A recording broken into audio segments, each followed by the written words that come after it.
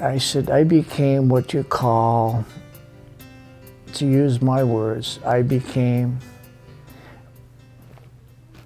a freak. I was bedridden. I couldn't eat solid food. I needed help to go to the bathroom. Those are things in there that basic things that we all take for granted. I couldn't even do that. So my immediate response is, what's the purpose? And that's where I was. I didn't want to live.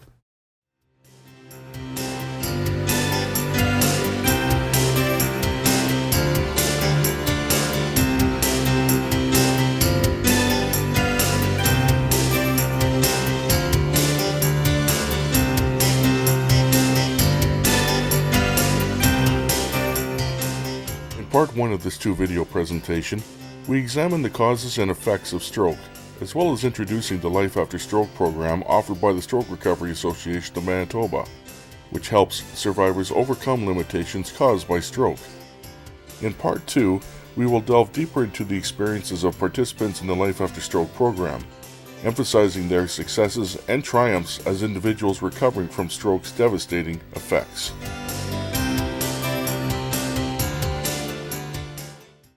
As we learned last time, stroke can be caused by a blockage of blood flow to any part of the brain. The part affected determines the type of damaging effects to the individual. As well, types of stroke include that caused by high blood pressure damage to the arteries, by plaque accumulation in the arteries, or by a small clot that causes a mini-stroke and forecasts a more serious stroke is on the way. The immediate stroke symptoms can include a drooping face, inability to raise one or both of the arms, or slurred or jumbled speech. The long-term effects of stroke can be devastating, including loss of movement in parts of the body, shortcomings in thinking and perception, and an inability to communicate properly with people around you. But there is hope.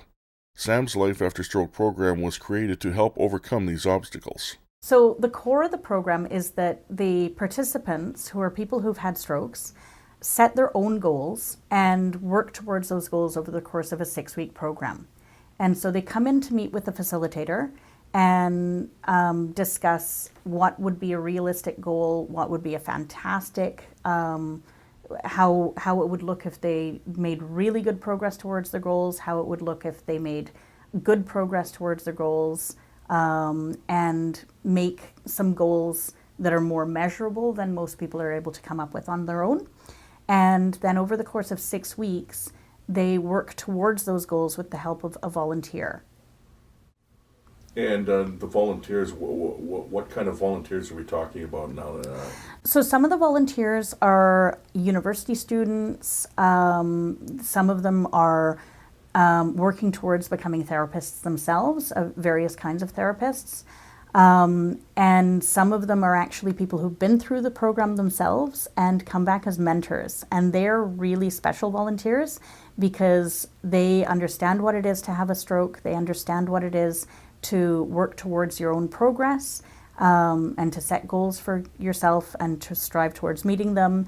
And they also have the experience that they can share with the newer participants in the program to encourage them. Well, actually, getting on with Life After Stroke, my goal was to dance the tango with my husband, and we did. And we actually, there is a film on me and my husband dancing the tango together. I go actually once a week over to, I take physiotherapy, not at SAM, but out of SAM. And this physiotherapist is her specialty is dealing with brain or stroke survivors. And she knows how to deal with us. I actually I have a AFO on my foot, which is a brace. And if I don't have it on, I usually fall down. Because I have what you call drop foot. My foot turns completely over, and the chances of my breaking my ankle are probably 80%. But she has me walking in bare feet. But she's right on the floor. She's right beside me on the floor. Just in case my foot starts going over, she can control my foot. And actually, the physiotherapist also used to teach dance. So she taught me and my husband how to do the tango. I wanted to I wanted to be able to read out loud, because whenever I had to talk to a help desk on the computer, I couldn't explain to them what my problem was. And I couldn't read the screen out loud good enough that they were understanding what I wanted. And when you say help desk for? Well, if I had to phone Apple or the computer people, or Just any kind of business transaction? Yeah. So when we had Life After Stroke, then that was my goal, to read out loud. I then did a speech in front of about 200 people at Mo Monday I don't know how, October a year ago or whatever. In front of 200 people? Yeah, yes. So, and I read it as well as told it, but I had it written. First of all, it was many tears. The first tear that I had to do was learn to eat and swallow solid food, because for the first 3, 4, 5 months of my life after the stroke, it was eating pureed food and thickened water. And I can see why babies, when they're infants, they don't want it after 6 months. They're tired of it. I was no different. And that was the first goal. The second goal was to move under my own energy. I mean, it was my first goal, but it came second. And think about it. I was over 100 days bedridden. So 100 days, I had to be spoon-fed. For 100 days plus, I had to be taken to the bathroom. And then someone else had to shower me. I couldn't do anything on my own because I couldn't move any of my limbs on my own energy. And that turned around and made me extremely humble. And it turned around and brought down, because I had a lot of pride, and my ego was too big anyway. So it brought me back down to reality. In the Life After Stroke program, we weren't only working on communication. People came because they wanted to get better at singing. They came because they wanted to get better at dancing. They came because they wanted to walk further or communicate with more people in their family. So they set goals that may have something to do with communication, but they may have been in a completely different area. And the important thing about the program is that it helps people to work towards those goals that are important for them. And those specific goals are really important because they're set by the person themselves. But those goals are also really important because they show people that you can set your goals and you can work towards them, and that can be a lifelong process. So we can do that together for 6 weeks, and after those 6 weeks, you can continue to set your own goals. And that's actually part of the program. One of the sessions was talking about, what do we do from here? Now we've made all this progress over the course of 6 weeks. What's next? So it's about re-engaging with life. It's about getting on with your life after stroke. I just find that it gets the stroke survivors out of their houses and makes them to be able to relate to other stroke survivors. There was one lady that came, when she first came, I didn't know her, that was before I came here, but she had aphasia. She couldn't talk. She didn't talk for 3 years. And now when I joined SAM, it was like she never had aphasia. She talks just like me. Like, you know, she talks all the time.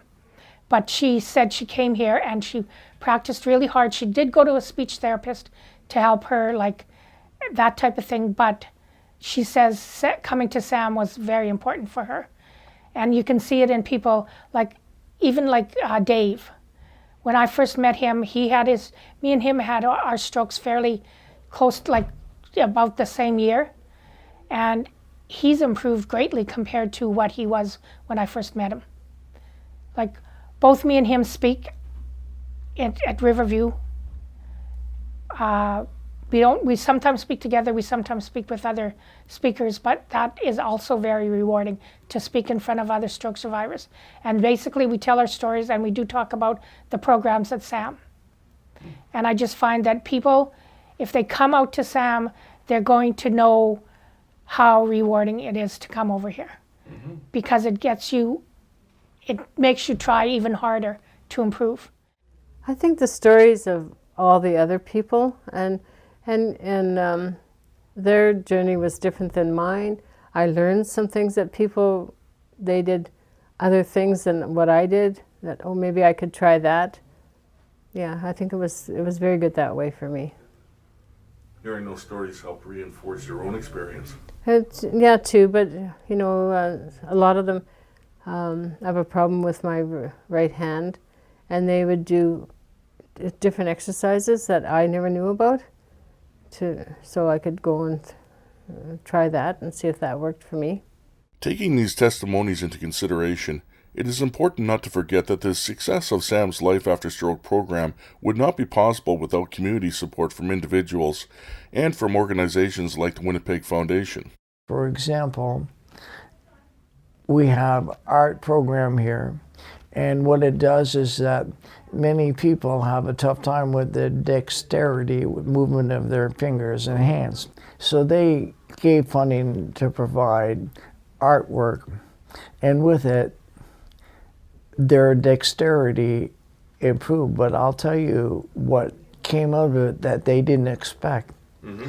A creative side that was underdeveloped surfaced. And it's amazing how much art, the caliber that they do is unbelievable. And it's because they have to work on their creative side, and they have it.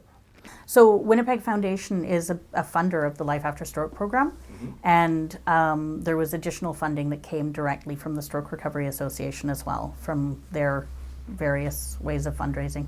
And so the Winnipeg Foundation has been key in supporting you? Absolutely. The Winnipeg Foundation has provided some really valuable support and has been a key funder for the Life After Stroke program, and I'm very grateful to them for funding it.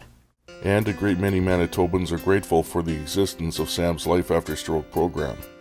This video series has been a brief introduction to the challenges presented by stroke, as well as the methods and outcomes arising from confronting it.